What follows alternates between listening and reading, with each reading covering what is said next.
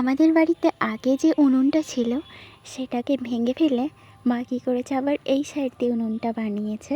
আর উনুনটায় রান্না বসিয়েছি, উনুনটা একদম কাঁচা, ওই জন্য ভেজা ভেজা লাগছে, মানে আজকেই তৈরি করে দিয়েছে আর কি।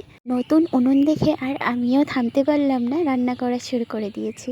আসলে এখন শীতের দিন আসছে আর উনুনে বসে রান্না করার মজাটাই আলাদা। যেহেতু আমাদের গ্রামে বাড়ি, প্রত্যেকের বাড়িতে এক একটা উনুন রয়েছে। ছোটবেলায় দেখতাম মা জেঠিমারা অনায়াসে কত সুন্দর উনুনে রান্না করে, আর আমাদের এখন রান্না করতে একটু সত্যিই সমস্যা হয়। আর আজকে ফ্রিজে কিছু মাংস রয়েছিল, ভাবলাম সেটাই রান্না করে ফেলি। আর এই দেখো, ভিডিও চক্করে তেল ছিটে পুরো এসে ঠোসা পড়লো। তো চলো এখানে পেঁয়াজ দিয়ে দিই, আর আমি আদা, জিরে, টমেটো, শুকনো লঙ্কা সব কিছু পেস্ট করে নিচ্ছি, সেটাও আবার শিলনোড়াতে। আর দিয়ে এখানে আমি কষিয়ে রান্না করব। আজকে ঝোল বানাবো না, একটু কষা কষা টাইপের বানাবো আর কি।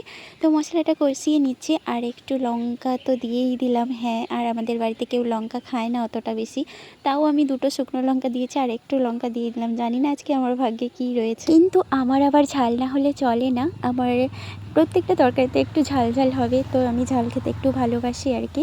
কিন্তু কি করব, বাড়ির তো কেউ খায় না, ওই জন্য আমি আলাদা করে আমার জন্য আবার করি না। তো আমি কাঁচা লঙ্কা বা শুকনো লঙ্কা ওটা দিয়েই খেয়ে নিই। তো মাংসটা আমার কষানো হয়ে যাচ্ছে, আর এদিকে না বাইরে ভীষণ মেঘ করেছে। আর একটা ওই যে কলা দেখেছো, ওটাও হয়েছে। আর এর যে মোচাটা হয় ওটা কিন্তু খেয়ে নিয়েছি। তো যাই হোক, রান্না বসিয়ে দিয়ে আমি একটু ঘোরাঘুরি করছি যাতে এদিকে রান্নাটা হয়ে যায়। রান্নাটা একটু ঢেকে ঢেকেই রান্না করছি আর কি।